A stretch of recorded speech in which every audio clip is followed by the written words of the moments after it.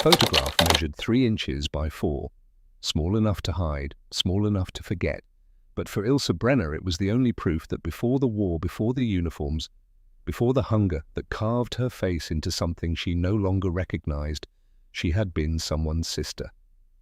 Inside the bandage wrapped around her ribs, hidden where no one would look, she carried the face of a 14-year-old boy holding a soccer ball. Not a weapon, not a secret, just a picture of Dieter, her brother, smiling with 2 front teeth missing his right leg, bent at an angle that would never straighten, not after the bombing in 1943. And what happened when American soldiers found it would break something inside her she didn't know could still break. May 1945. The war in Europe had ended 3 weeks earlier, but the dust had not yet settled. The surrender documents were signed, the flags had changed, but the hatred, the fear, the propaganda that had been poured into their ears like poison for years that remained. Ilse stood in a line of women stretching across the tarmac of what had once been a Luftwaffe airfield, now under American control. 340 women, nurses, clerks, radio operators, cooks, not soldiers, not killers. But they had worn the uniform. They had served the Reich. And now they were prisoners. The sun beat down on the airfield with the kind of heat that turns thought into static. Ilse's uniform, once grey, had faded to something closer to dust. The fabric stuck to her back. Her feet ached in boots 2 sizes too large, inherited from a nurse who had died of typhus in March. She did not know the woman's name. Around her, the other women stood silent. Some stared at the ground. Others looked toward the horizon as if searching for a door that might open a gap in the wire, a miracle that would undo the last 6 years. No one spoke. Speaking required energy they did not have. Ahead, American soldiers moved along the line with clipboards and translators. They did not shout. They did not strike. They simply pointed, gestured, moved the women forward like cattle, efficient and emotionless. Ilse watched them with the same blank expression she had worn for months. She had learned not to react. Reaction invited attention. Attention invited pain. But beneath the numbness, beneath the exhaustion that had become her permanent state, there was a small, hard knot of fear. It sat just below her sternum, wrapped around the photograph, hidden in the layers of bandage pressed against her ribs. She had stitched the photo into the gauze 3 months earlier in a field hospital outside Cologne. Frau Weber, the head nurse, had taught her the technique. Not for photographs, but for morphine, for scalpels, for anything that needed to survive a search. Frau Weber had also taught her what to expect if the Americans captured her. "They will burn your family photos," Frau Weber had said, her voice low and certain, her hands never stopping as she wound bandages in the dim light of the surgical tent. "They want to erase your memory, make you forget who you were, turn you into an animal with no past, no people, no reason to resist." Ilse had not resisted. She had hidden the photograph and waited to die. But she had not died. And now, standing in the line under the Arizona sun, she wondered if Frau Weber had been right. The line moved forward, 1 woman at a time. Each stop lasted 3 minutes. Name, rank, home city, possessions, possessions. Ilse's hand moved to her side, fingers brushing the edge of the bandage beneath her uniform. The photograph was still there. She could feel the faint outline of it, the rectangular shape pressed flat against her skin. Dieter's face, his smile, the soccer ball cradled in his arms like a treasure. She did not know if he was still alive. The last letter had come in January, 4 months ago. He had written in his clumsy, slanted handwriting about the cold, about the lack of coal, about the neighbor's dog that had been eaten in December. He had not mentioned their parents. Ilse had not asked. The line moved again. Closer now. She could see the table ahead. 2 American soldiers sat behind it, one with a clipboard, one with a wooden box. A translator stood between them, a German man in his 50s with a thin face and spectacles that caught the light. The woman ahead of Ilse reached the table. She handed over a small cloth bundle. The soldier opened it. A comb, a handkerchief, a photograph. Ilse's breath stopped. The soldier lifted the photograph, examined it. An older couple standing in front of a house. The woman in the line stood rigid, her hands clenched at her sides, her face pale. Ilse waited for him to tear it, to throw it in the box with the other confiscated items, to laugh, maybe, or say something cruel. He did none of those things. Instead, he reached into a stack of envelopes beside the clipboard, pulled one out, and slid the photograph inside. Then he handed it back to the woman. The translator spoke in German, his voice flat and professional. "You can keep it." The woman stared at the envelope in her hands. She did not move, did not speak. Just stood there, holding the photograph like it might dissolve if she breathed too hard. The soldier gestured for her to move along. She did slowly, as if walking through water. Ilse watched her go. Her mind struggled to process what she had just seen. The Americans had returned the photograph. They had not destroyed it. They had protected it. Frau Weber had been wrong, or this was a trap. The line moved. Ilse stepped forward. The soldier looked up from his clipboard. He was young, maybe 25, with a sunburned nose and freckles across his cheeks. He did not smile, but his eyes were not unkind. Name, the translator said, Ilse Brenner, rank, Sanitätshelferin, medical assistant, home city, Frankfurt. The soldier wrote it down. His handwriting was neat, careful. He did not rush. Possessions. Ilse hesitated. Her hand moved to her side again. The bandage felt hot, tight, like it was burning into her skin. "Nothing," she said. The soldier looked at her. Not suspiciously. Just looked. Then he glanced at the translator, who repeated the word in English. The soldier nodded. He made a mark on the clipboard. Then he noticed. His eyes dropped to Ilse's midsection, where the edge of her uniform had shifted slightly, revealing the bulk of the bandage beneath. He pointed, spoke in English. The translator turned to Ilse. "He's asking if you're injured." Ilse's throat tightened. "No. The bandage is for an injury, old wound. Healed." The soldier spoke again, his tone unchanged. The translator frowned. "He says it looks too thick for a healed wound. He's asking you to show the nurse." Ilse's heart hammered. She felt sweat prick her scalp, her palms. This was it, the moment Frau Weber had warned her about. The moment they would take everything. A woman approached from the side, not a soldier, a nurse. She wore a white blouse and a Red Cross armband. Her face was older, maybe 40, with lines around her eyes that suggested she had seen too much and learned to carry it quietly. Her name tag read Whitmore. Nurse Whitmore gestured gently toward a tent set up to the side of the processing area. Ilse did not move. Could not move. Her feet had become part of the tarmac. The translator spoke again, softer this time. "She just wants to check. Make sure you're not bleeding." Ilse forced herself to walk. Each step felt like wading through cement. Inside the tent, the air was cooler shaded. A cot sat against one wall. A small table held bandages, scissors, iodine. Nurse Whitmore pointed to the cot. "Sit." Ilse sat. The nurse knelt beside her, fingers moving to the buttons of Ilse's uniform jacket. Ilse flinched. Whitmore paused, met her eyes and spoke in slow, deliberate English. "I won't hurt you." Ilse did not understand the words, but she understood the tone. She forced herself to breathe, to stay still. Whitmore unbuttoned the jacket, peeled it back.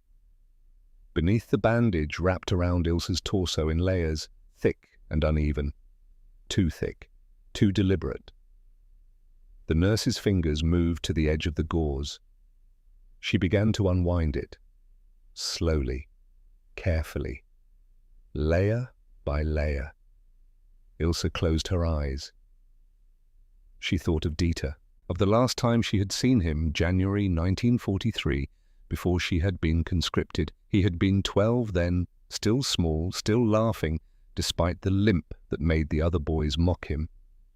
He had given her the photograph that day, pressed it into her hand, and told her to keep it safe. "I'll come back," she had said. She had not come back. The bandage unraveled. The final layer fell away, and the photograph slipped free. It landed on the cot between them, 3 inches by 4. Dieter, in his threadbare jacket, holding the soccer ball his father had made from scraps of leather and twine. Smiling, always smiling. Nurse Whitmore picked it up. She looked at it for a long moment, then she looked at Ilse. Outside the tent, Ilse heard boots on gravel, heavy, approaching. A man stepped inside. An American soldier corporal, stripes on his sleeve. He was older than the one at the table, maybe 30, with dark hair, and a face that carried the kind of weariness that comes not from exhaustion, but from loss. His name tag read Calabrese. He glanced at the nurse, then at the photograph in her hand. Whitmore handed it to him without a word. Calabrese held it carefully, almost reverently. He studied Dieter's face. The ball. The smile. Then he spoke. His voice was quiet, rough at the edges. He plays soccer, Ilse did not understand. She looked at the translator who had followed Calabrese into the tent. The translator repeated it in German. "He's asking if your brother plays soccer." Ilse's voice came out smaller than she intended. "Yes." Calabrese nodded slowly. He looked at the photograph again. Then he reached into his pocket and pulled out a small leather wallet. From it he withdrew another photograph. Creased, faded. A girl, maybe 12 or 13, holding a soccer ball in front of a stone building, dark hair, big smile. He held it beside Dieter's photo, side by side. 2 children, 2 soccer balls, 2 smiles that would never grow old, my sister, Calabrese said. The translator did not need to translate. Ilse understood. Maria Calabrese continued. She died in Naples, 1943. Bombing. He said it without emotion, just fact. The way soldiers learn to say things when emotion becomes a luxury they cannot afford. Ilse stared at the 2 photographs, her brother, his sister, both holding the same dream, both caught in the same war. Calabrese placed Maria's photo back in his wallet. Then he looked at Nurse Whitmore. "Get me an envelope, a clean one." Whitmore handed him one from the supply table. Calabrese slid Dieter's photograph inside, handling it like glass. Then he pulled a pen from his pocket and wrote on the front of the envelope in careful block letters, "Personal, do not remove." He handed it to Ilse. She took it with both hands. Her fingers trembled. She stared at the words she could not read, at the envelope that held her brother's face, at the American soldier who had just given back what she had been certain would be taken. Her knees buckled, not from weakness, not from relief, from the sheer overwhelming weight of not understanding, because Frau Weber had said they would destroy it. The propaganda had said they were animals. The Reich had spent 6 years teaching her that Americans were monsters who burned and killed and took everything. But this man, this enemy, had looked at her brother and seen his sister. And he had given Dieter back. Ilse sank onto the cot, the envelope pressed to her chest. No sound came out. No tears. Just the sharp, jagged breathing of someone whose world had just cracked open in a way they could not name. Calabrese stepped back. He did not say anything else. Did not try to comfort her. He simply nodded once to Nurse Whitmore and left the tent. Outside, the processing continued. Names called, possessions checked. Women moved through the line like shadows, one after another, faceless and forgotten. But inside the tent, Ilse sat holding an envelope marked "Personal," staring at words she could not read, trying to understand how the enemy had just become human. That night, the women were moved into barracks at Camp Florence, rows of wooden structures surrounded by wire and watchtowers. The Arizona desert stretched beyond the fence, flat and endless, baked by a sun that did not care about nations or flags, or the men who drew lines across maps and called them borders. Ilse lay on a narrow cot in a room she shared with 20 other women. The air smelled of dust and sweat and something faintly medicinal like the iodine Nurse Whitmore had used to clean the faint irritation where the bandage had rubbed Ilse's skin raw. Around her the others whispered. Some cried quietly, others stared at the ceiling, their faces carved from stone. No one spoke of what had happened at the processing table, but Ilse knew they had all seen it. The photographs returned, the envelopes marked with care, the small impossible acts of decency that did not fit the stories they had been told. Ilse opened the envelope carefully, as if it might fall apart. Dieter's face looked up at her, still smiling, still holding the ball. She traced the edge of the photograph with one finger. The corner was bent slightly from being hidden in the bandage for so long, but the image was intact. Dieter's eyes, his crooked grin, the way he always tilted his head just a little to the left when someone took his picture. Ilse thought of Frau Weber's voice in the surgical tent. They will burn your family photos. They want to erase your memory. But they had not burned it. They had written personal on the envelope. They had handed it back. Ilse closed her eyes and let the confusion settle over her like a blanket. It was not comfort. It was not peace. It was simply the slow, painful realization that everything she had been taught might be a lie. And if that was a lie, what else had been? The question sat in her chest like a stone, heavy, unanswerable, terrifying. Outside, somewhere in the dark, a guard walked his rounds. His boots crunched softly on gravel. A harmonica played in the distance, faint and off-key, the melody unfamiliar but not unpleasant. Ilse did not sleep. She lay awake, holding the envelope, staring at the ceiling, and wondered what kind of war-returned photographs. The heat in Arizona did not fade with the coming of summer. It deepened, settled into the bones of the camp like something permanent. By mid-June, the wooden barracks radiated warmth even after sunset, and the women learned to move slowly, to conserve energy, to exist in the narrow spaces between exhaustion and survival. Ilse had been at Camp Florence for 3 weeks when Nurse Whitmore erected the board. It appeared one morning in the mess hall without announcement or ceremony, just a sheet of plywood 8 feet wide and 4 feet tall, mounted to the wall near the serving line. Raw wood, unvarnished, with a thin ledge along the bottom to catch anything that might fall. At the top, someone had painted words in careful block letters, English on the left, German on the right. Family photo board. Voluntary. Familien Photos. Freiwillig. Ilse saw it when she entered for breakfast. She stopped in the doorway, her tin plate held loosely in both hands, and stared. Around her, other women noticed. The lines slowed, conversations died. They looked at the board the way people look at something that might be a trap, something beautiful and dangerous in equal measure. No one approached it. The board hung there for 5 days, empty, untouched. A question no one dared answer. Ilse walked past it 3 times a day. Breakfast, lunch, dinner. Each time she felt the weight of the envelope in her pocket. Personal, do not remove. Dieter's face folded inside, protected by paper and ink and the handwriting of a man whose sister had also held a soccer ball. She thought about pinning it to the board, imagined walking up, pulling the photograph free, placing it in the center where everyone could see. Dieter smiling. Dieter alive, at least in memory, at least in this small rectangle of proof that before the war he had been a boy who loved football and gap-toothed grins. But she could not do it, because what if they took it back? What if this was the trap? Display your weakness, your humanity, your love, and watch it be used against you. Frau Weber's voice still lived in her head, quieter now, but not gone. They want to erase your memory. On the 6th day, someone finally moved. Frau Zimmermann was 54 years old, grey-haired and heavy-set, with hands that trembled from something the doctors could not name.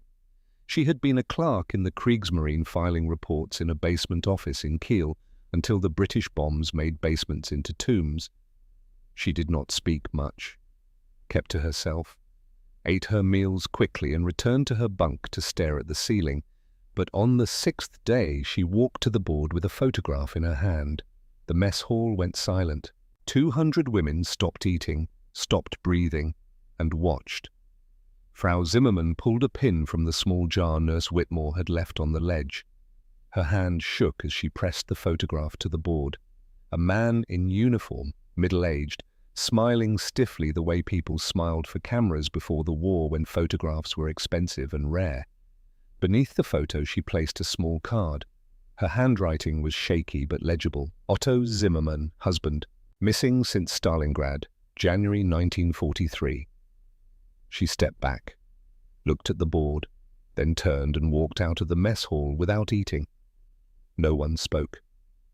But something had shifted. The board was no longer empty. It was no longer theoretical. It was real, and it held a name, a face, a loss that everyone in the room understood because they all carried their own. Ilse looked at the photograph of Otto Zimmermann. He had kind eyes, a thick moustache, the sort of face that belonged to someone's father, someone's husband, someone who had probably never wanted to be a soldier, but had been one anyway because the state demanded it. She wondered if he was dead. Probably. Stalingrad had been a grave for hundreds of thousands, but Frau Zimmermann did not know, and in the not knowing there was still space for hope, or at least for the pretense of it. The next morning, Frau Zimmermann's photo was still there, but something had been added. A note, written in German, in careful, slanted handwriting that looked like it had been practiced. The paper was clean, the ink dark. I was at Stalingrad. I will ask my friends if anyone remembers this name. No signature, just the words. Ilse stood in front of the board and read the note 3 times. She looked around the mess hall searching for whoever might have written it. But the American soldiers on duty that morning were focused on serving food, their faces neutral and professional. One of them, a young private with red hair and a sunburned neck, caught her looking. He did not smile, but he nodded once, a small acknowledgement, nothing more. By the end of the week, the board was no longer empty. It happened slowly then all at once. 1 photograph became 2, 2 became 5, 5 became 20. Within 3 weeks, the board held over 60 images pinned in uneven rows, overlapping at the edges, a patchwork of faces and memories and hopes that maybe somewhere someone still lived. There were children. So many children, boys in short pants and girls in Sunday dresses, grinning at cameras, held by parents who were now ash or prisoners or simply gone. There were wedding photos, stiff and formal couples, standing side by side with expressions that tried to project confidence in a future that no longer existed. There were elderly parents, grandparents, siblings, friends. And beneath each photo a note, a name, a city, a date, last seen. The American soldiers began adding their own. It started with Corporal Calabrese. Ilse saw him one evening after dinner, standing in front of the board with a photograph in his hand. He hesitated, glanced around as if checking whether anyone was watching, then pinned it to the corner. Maria Calabrese. Sister. Naples, Italy. Died March 1943. The girl with the soccer ball. The same photograph he had shown Ilse in the tent 3 weeks earlier.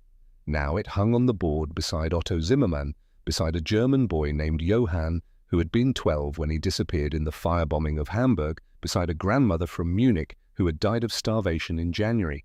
Other soldiers followed, slowly, quietly. A private from Ohio pinned a photo of his wife and newborn son. Beneath it he wrote, "Born 2 weeks before I shipped out. Never held him." A sergeant from Texas added a picture of his parents standing in front of a farmhouse. Both killed in a car accident 1944. Couldn't get home for the funeral. A young lieutenant, barely 25, pinned a photo of his fiancée. Married someone else while I was in France, don't blame her. The board became something neither side had intended. Not German, not American, just human. A collection of faces that had been loved, lost, remembered, proof that grief did not care about flags. Ilse stood in front of it every day. She studied the photographs, read the notes, tried to imagine the lives behind the images. The board had become a chapel of sorts, not religious, but sacred. A place where people came not to pray, but to remember, to bear witness, to say aloud or in silence, this person mattered. They were real. They were mine. And still she did not pin Dieter's photograph. She told herself it was because she did not want to share him, that he was hers, private, too precious to display. But the truth, the one she did not want to admit, was simpler. She was afraid that pinning his photo would make his absence real. That as long as she kept him hidden, folded in the envelope in her pocket, he existed in some liminal space between alive and dead, present and gone. Schrödinger's brother, both living and lost, until she opened the envelope and forced the universe to choose. It was Corporal Calabrese who changed her mind. She had not spoken to him since the day in the tent. They existed in the same space, moved through the same routines, but the distance between prisoner and guard was a chasm neither had tried to cross. He did his work, she did hers. The board was the only place their worlds overlapped, and even then only in the silent language of pinned photographs and handwritten grief. But one afternoon in late July he approached her in the mess hall. Ilse was sitting alone at the end of a long table eating a thin soup that tasted mostly of salt and onions. She did not look up when his boots stopped beside her, did not acknowledge his presence until he spoke. "Your brother," he said in English. Ilse glanced up. Calabrese stood with his hands clasped behind his back, his expression unreadable. The translator, a German man named Herr Dietrich, who worked in the camp administration, appeared at Calabrese's shoulder. He repeated the words in German. "Your brother." Ilse set down her spoon. "What about him?" Calabrese nodded toward the board. "You haven't put his picture up." Ilse looked at the board across the room. 63 photographs now. Maybe more. She had stopped counting. "No," she said. Why not? Calabrese's tone was not accusing, just curious. The same tone someone might use to ask about the weather or the quality of the soup. Ilse did not answer immediately. She looked at her hands, at the calluses that had formed from work details in the camp laundry, at the faint scars on her knuckles from a life she barely remembered. "I don't know if he's alive," she said finally. Calabrese was quiet for a moment. Then he pulled out the chair across from her and sat down. It was a violation of protocol, a guard sitting with a prisoner, but no one stopped him. "Maria's dead," he said. "I know that, saw the letter, saw the grave marker when I went back to Naples after the fighting stopped." He paused, his jaw working like he was chewing on words too tough to swallow. "But I still put her picture up," he continued, "because even if she's gone, she was here, she mattered. And maybe someone in this camp knew someone in Naples who remembers her. Maybe they saw her play soccer once, maybe they stood in the same street." He leaned forward, his elbows on the table. "Or maybe nobody remembers," he said. "Maybe she's just a name on a wall in a camp in the middle of nowhere. But at least she's a name. At least she's not forgotten." Ilse stared at him. At this man who had lost a sister and still chose to remember her in front of strangers, in front of enemies, in front of people who might have been the reason she died. "What if someone says something cruel?" Ilse asked quietly. "What if they mock her?" Calabrese shook his head. "They won't." How do you know? Because grief is the one language everybody speaks. He stood, nodded once, and walked away. That night Ilse lay on her cot and pulled the envelope from beneath her pillow. She opened it slowly, the paper crinkling in the silence. Dieter's face looked up at her. 14 years old, gap-toothed, holding the soccer ball like it was the most important thing in the world. She thought about what Calabrese had said. At least she's a name. At least she's not forgotten.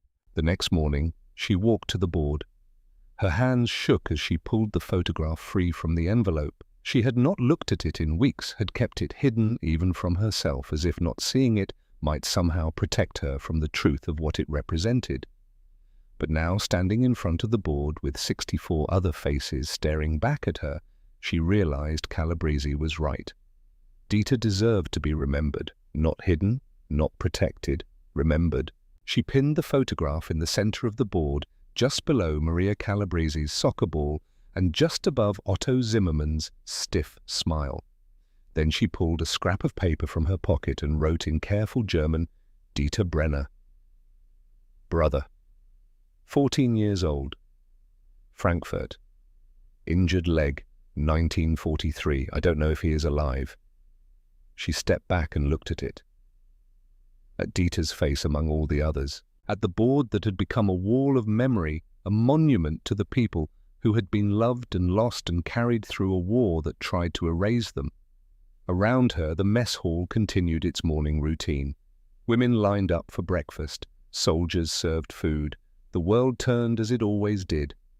But something had changed. Ilse felt it in her chest, a loosening of the fist that had been clenched around her heart for months. She had given Dieter to the board. And in doing so, she had given herself permission to hope that maybe somewhere he was still holding that soccer ball. The days passed. June became July. July became August. The board grew. Photographs appeared overnight. Soldiers and prisoners alike contributed until the plywood surface was covered edge to edge with faces. 83, then 91, then 107. Someone Ilse never learned who began writing responses. Beneath a photo of a young German boy from Berlin, a note appeared in English. My cousin lived on that street. I'll write to him. Beneath a picture of an American soldier's mother, someone had written in German, She looks like my aunt. Same smile.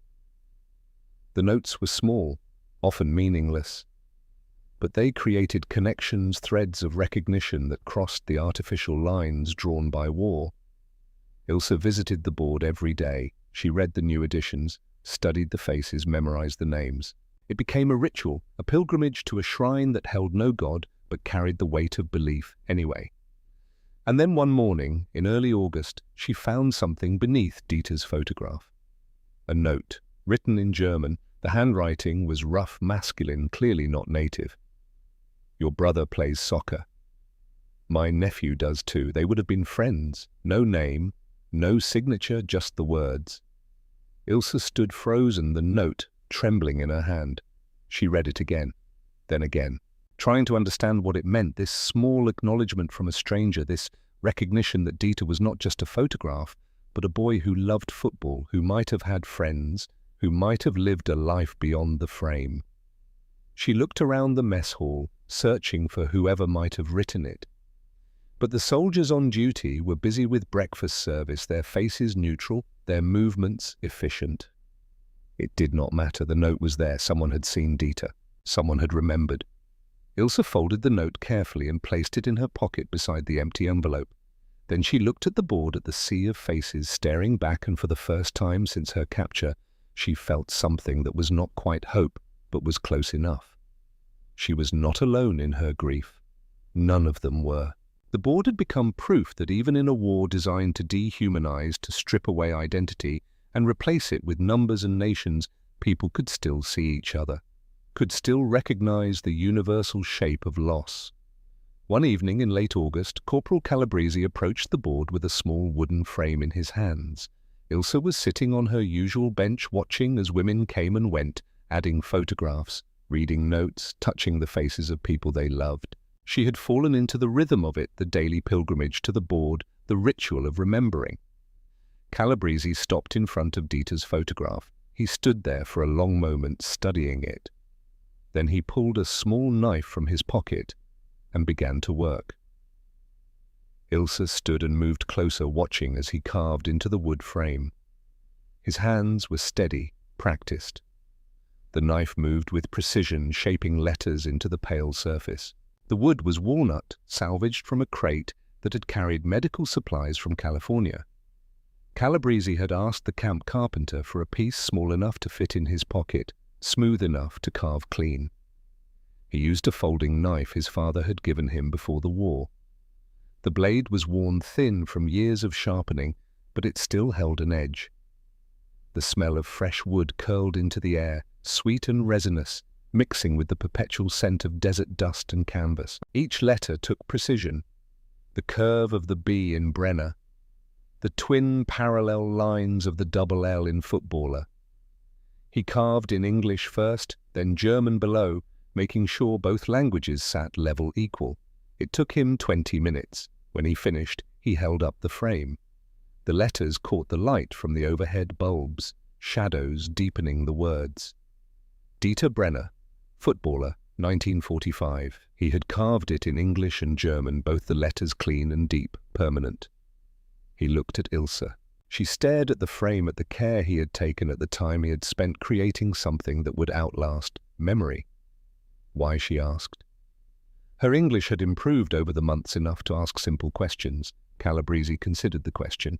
Then he said, because someone should remember his name. He removed Dieter's photograph from the board, slid it carefully into the frame and pinned it back up. The carved letters caught the light from the overhead bulbs, shadows deepening the words. Ilse looked at her brother's face, now held in wood and permanence. She thought about what Calabrese had said weeks ago. At least she's a name. At least she's not forgotten. Thank you, she said quietly. Calabrese nodded. He did not smile. Did not try to make the moment less than it was. He simply stepped back, looked at the board one more time, and walked away. By October, the board held 123 photographs. The plywood surface was no longer visible beneath the layers of faces. Someone had begun a second board mounted to the opposite wall to accommodate the overflow. The notes had evolved. What had started as simple identifications had become conversations, strangers writing to strangers, sharing fragments of memory, offering scraps of hope. Beneath Dieter's photograph, new notes appeared every few days. Your brother has a good smile. I had a nephew his age, same haircut. Tell him to keep playing soccer. The world needs more footballers. Ilse read each note carefully, committing them to memory. They were small kindnesses, gestures that cost nothing, but meant everything.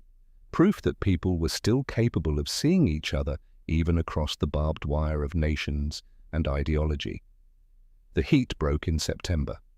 Not all at once, but gradually, like a fever, loosening its grip. The desert nights grew cool enough that the women needed blankets, and the air lost the thick, suffocating quality that had made breathing feel like work.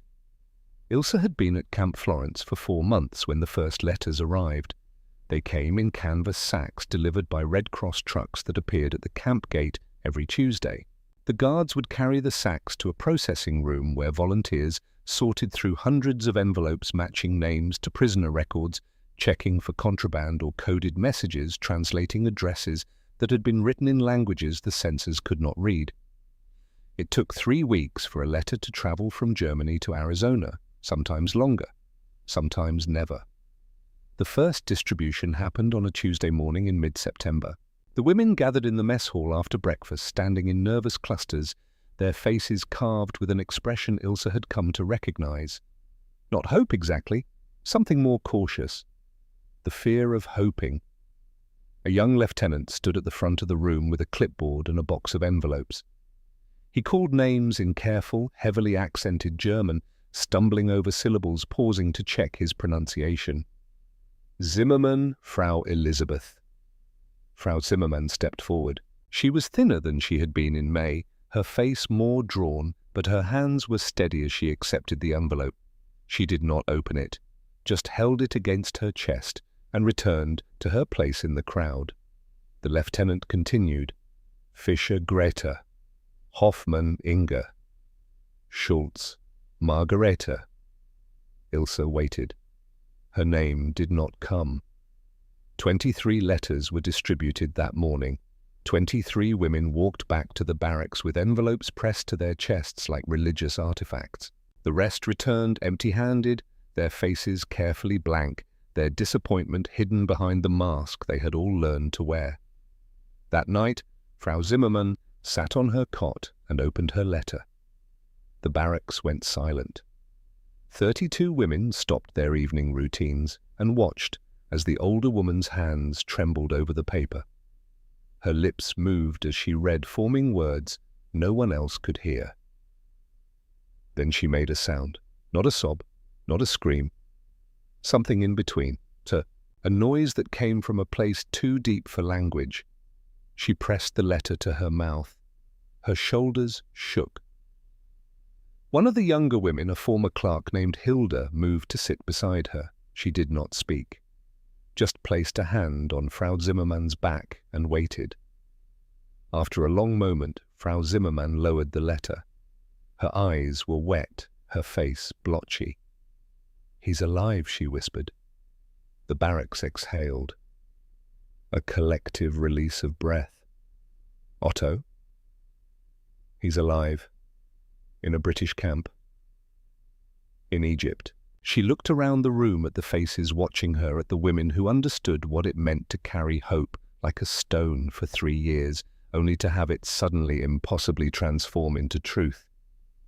"He's alive," she said again, as if saying it might make it more real. That night, Ilse lay awake and listened to Frau Zimmermann's quiet weeping. Not grief this time.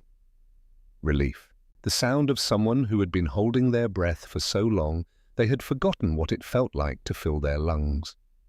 Ilse thought about Dieter, about the letter that had not come, about the silence that stretched across an ocean and meant nothing or everything. She closed her eyes and whispered into the dark. "Please be alive. Please." The letters came every Tuesday after that. Not always for the same people. Some women received multiple letters, others received none. The distribution was random, cruel in its unpredictability, but it established a rhythm to the weeks, a focal point around which everything else orbited. Tuesday became the day people allowed themselves to hope. Ilse's name was called on the 4th Tuesday, October 3rd, Brenner Ilse. She stepped forward, her legs unsteady, and accepted the envelope from the lieutenant's hand. It was thin, light. The address was written in handwriting she did not recognize, not Dieter's childish scrawl, someone else's. She walked back to her place in the crowd and stared at the envelope. Her name looked strange, written in ink, official, and foreign, as if it belonged to someone else. She did not open it. Not in the mess hall, surrounded by women whose faces reflected her own fear. Not in the barracks, where privacy was a memory, and every emotion became public property. She waited until evening, until the sun had dropped below the horizon and the camp had settled into its nightly quiet. Then she walked to the edge of the compound, to a spot near the fence, where a single cottonwood tree provided a small island of shade during the day and a place to sit in the dark. She sat with her back against the tree and opened the envelope. The letter was dated August 15th, 1945, 7 weeks ago. It was written in German, in the same unfamiliar hand that had addressed the envelope. "Dear Fraulein Brenner, my name is Father Klaus Müller. I am a priest at St. Elizabeth's Orphanage in Frankfurt. I am writing to you about your brother Dieter." Ilse's hands began to shake. She forced herself to keep reading. "Dieter has been in our care since June of this year. He is alive and in stable health, though he has lost weight and suffers from the injury to his leg that I understand has troubled him since 1943. Your parents, I am sorry to say, did not survive. Your father was killed in the bombing of April 22nd. Your mother passed away from illness on June 3rd. Dieter was brought to us by a neighbor who could no longer care for him. He speaks of you often. He asks when you will return. I have told him that you are in America, that you are safe, and that you will come home when you are able." Ilse stopped reading. The words blurred. She pressed the letter to her chest and felt something inside her break open. Dieter was alive. Her parents were dead. Both truths existed in the same space, in the same moment, and she did not know which one to feel first. She sat under the cottonwood tree and wept, not quietly, not with restraint. She wept the way people weep when they have been holding something too heavy for too long, and it finally mercifully collapses, alive, dead. Alive, dead. The words cycled through her mind like a prayer, like a curse, like the only truth that mattered. When she could breathe again, she continued reading. Dieter is strong. He helps with the younger children, reads to them, teaches them games. He keeps a soccer ball under his bed. He told me you gave it to him before you left. He says he is saving it for when you come home so you can play together. I do not know when that will be, but I wanted you to know that he is here. He is safe. He is waiting. May God keep you both. Father Klaus Müller. Ilse folded the letter carefully and placed it back in the envelope. Then she sat in the dark and thought about Dieter under a bed in an orphanage holding a soccer ball, waiting for a sister he had not seen in 2.5 years. She thought about her parents, her father, who had made that soccer ball from scraps of leather and twine because there was no money for toys during the war. Her mother, who had died of illness, which was a polite way of saying she had starved slowly while the world burned around her. Ilse had not been there, had not said goodbye, had not held their hands or told them she loved them or done any of the things children are supposed to do when their parents die. She had been here, in Arizona, eating soup and sleeping on a cot and staring at a board full of photographs while her mother took her last breath an ocean away. The guilt sat in her stomach like lead. That night she returned to the barracks and sat on her cot. The other women had learned to give grief its space. They did not ask questions, did not offer comfort. Just let her sit in silence while the enormity of the letter settled over her like snow. After a long time, Ilse pulled out a piece of paper and a pencil. The camp allowed letters, now outgoing mail, processed and censored, but permitted. She had not written one yet, had not known what to say or who to say it to. But now she knew. She wrote slowly, carefully forming each word with deliberate precision. Dear Dieter, Father Müller wrote to me. I know about Mama and Papa. I am so sorry I was not there. I am safe. The Americans are treating us well. I have food and a bed, and I am not hurt.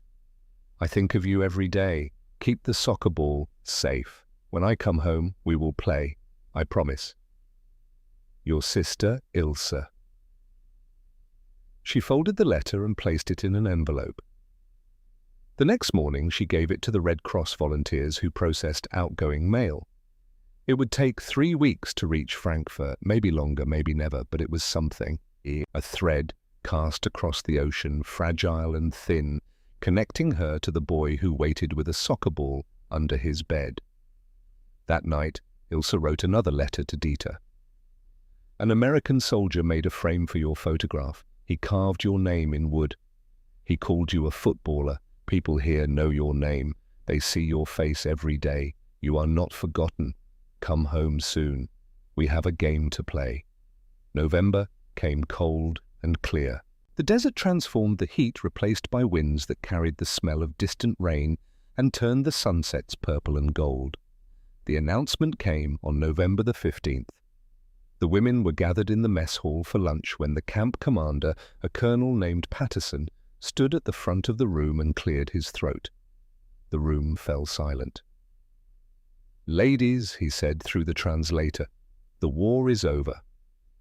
Repatriation has been approved. You will be going home. The silence deepened.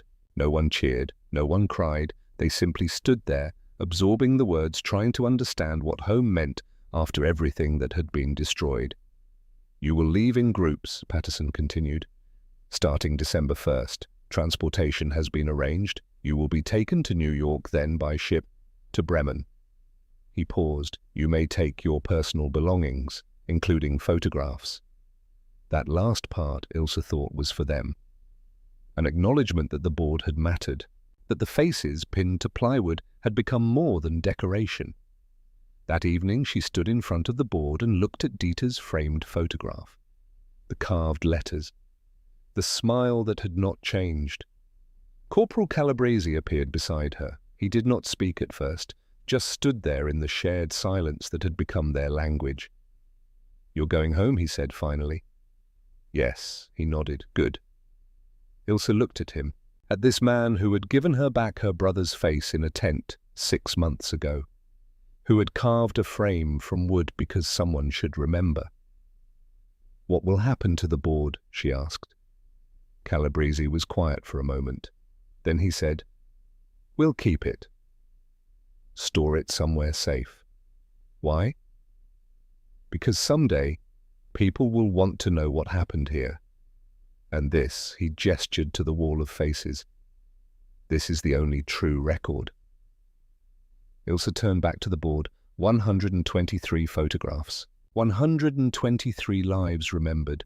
123 threads connecting people across the artificial borders of war. "Can I take his picture?" she asked. "The one in the frame." Calabrese shook his head. "The frame stays, so people remember." He reached into his pocket and pulled out another photograph. Dieter.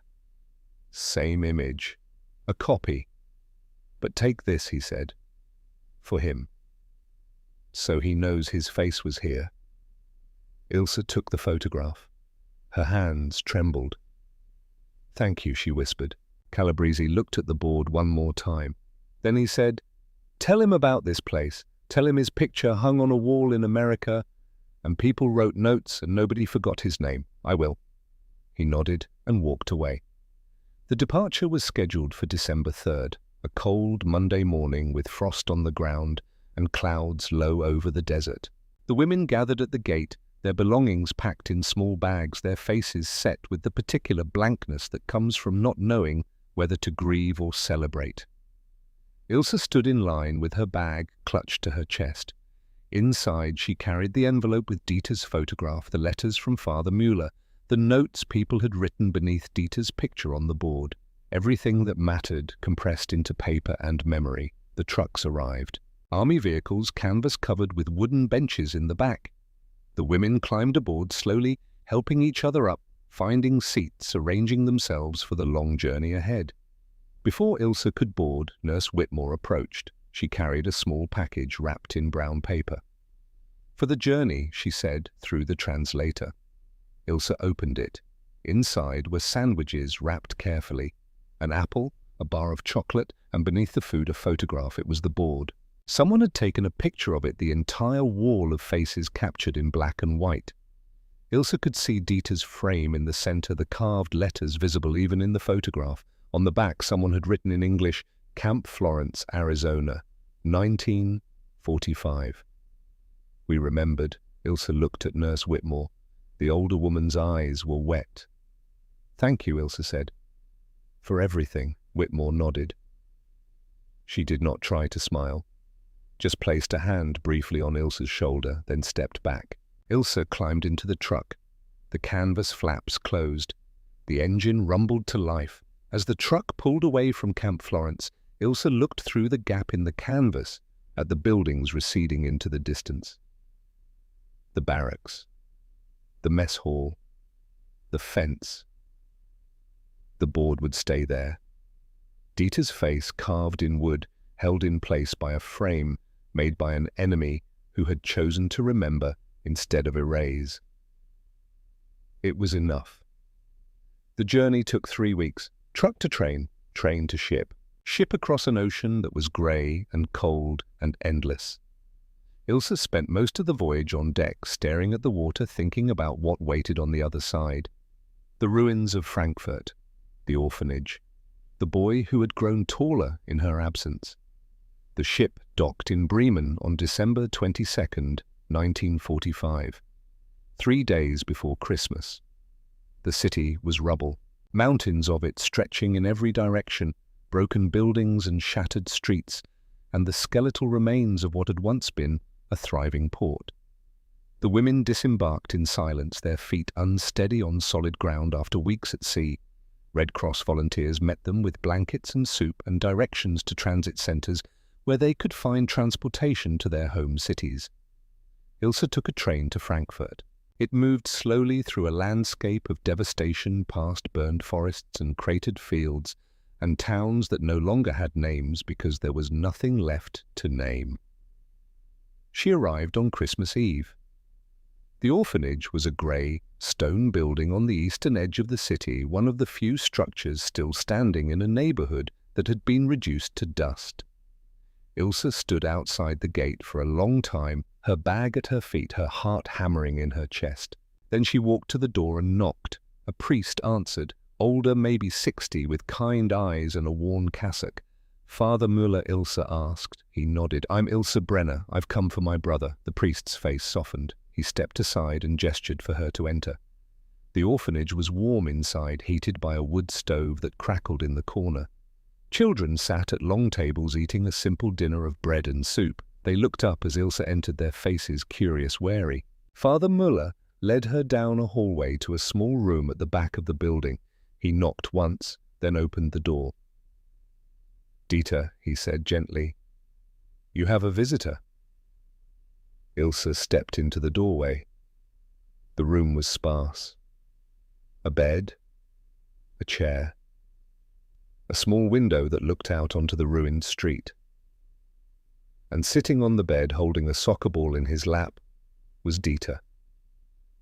He was taller, thinner. His face had lost the roundness of childhood, but his eyes were the same. And when he looked up and saw her, his expression transformed. Ilse, he whispered. He stood, the soccer ball falling, forgotten, to the floor, and crossed the room in 3 uneven steps, his leg dragging the way it always had. He wrapped his arms around her and buried his face in her shoulder. Ilse held him, felt how much he had grown, how little of him was left. Felt the trembling in his shoulders, the way his hands gripped her jacket like he was afraid she might disappear. I thought you were dead, he whispered into her shoulder. Everyone said you were dead. I'm here, Ilse said. I'm here. They stood like that for a long time. 2 people who had survived when so much had not. 2 people who had been separated by war and distance and all the arbitrary cruelty of the world, but who had found each other again because someone had decided to give back a photograph instead of taking it away. Eventually, Dieter pulled back. He looked at her face, studying it as if memorizing every detail. You look different, he said. So do you. He smiled. The gap in his teeth was gone. But the smile was the same. Ilse reached into her bag and pulled out the photograph. Dieter, at 14, holding the soccer ball, the copy Calabresi had given her. I kept this, she said, the whole time. Dieter took it carefully. He looked at the image of himself, frozen in time, unchanged. Did they try to take it, he asked. Yes, Ilse said, but they gave it back, she told him then. About the checkpoint, about Corporal Calabresi and his sister Maria, about the board in the mess hall and the frame carved with his name.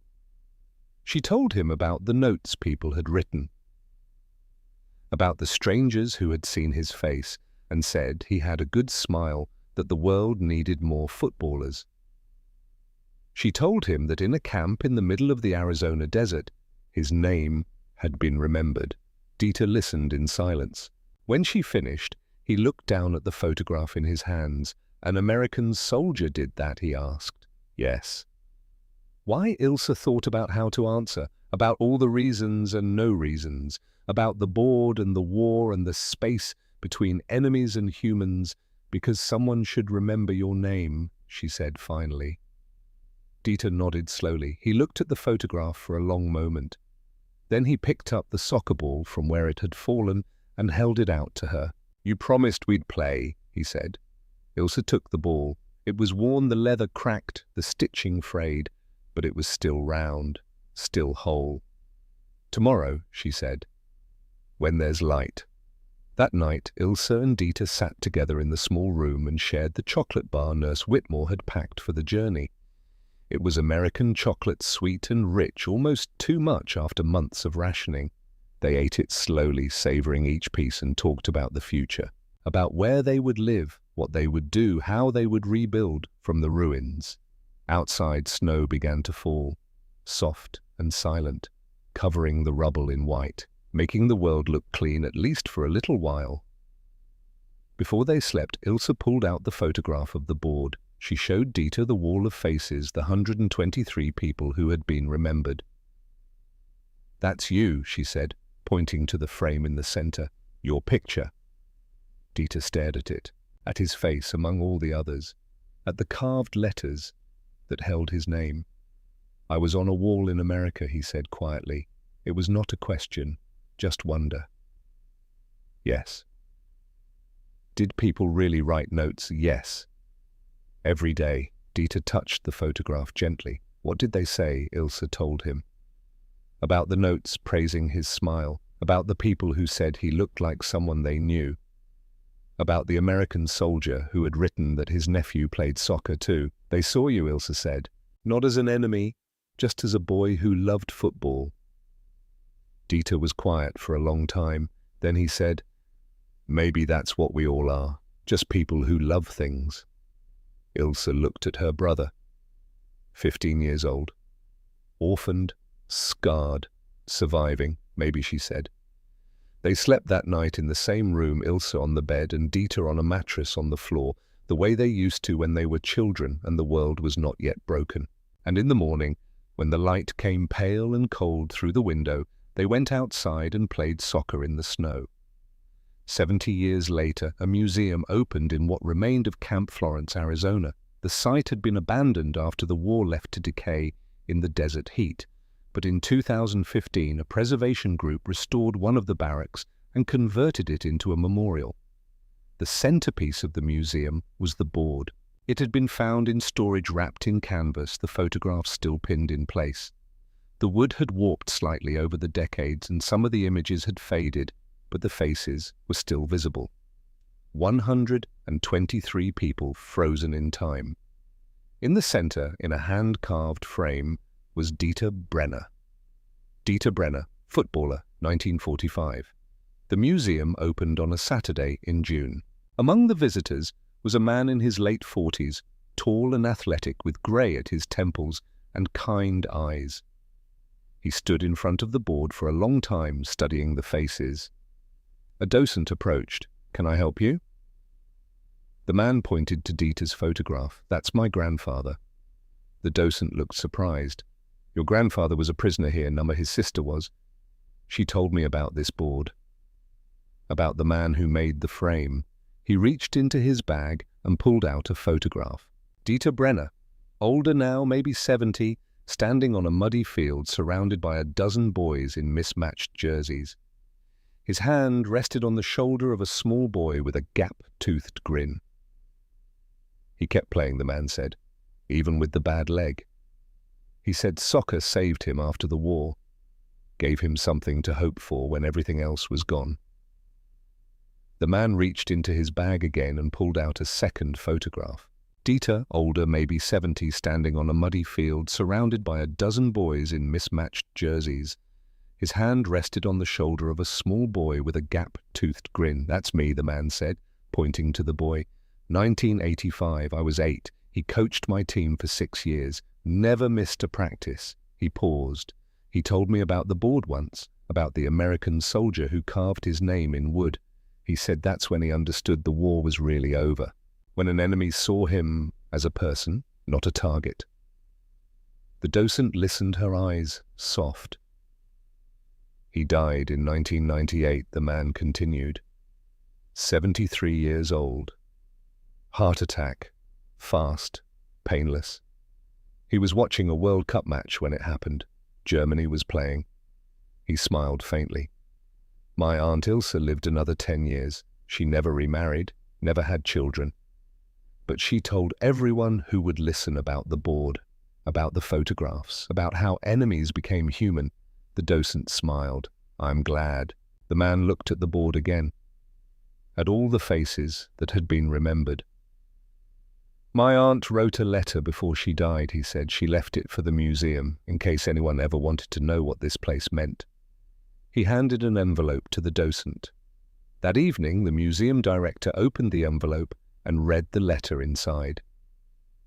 "To whoever reads this, in 1945 I hid my brother's photograph because I was told Americans would destroy it.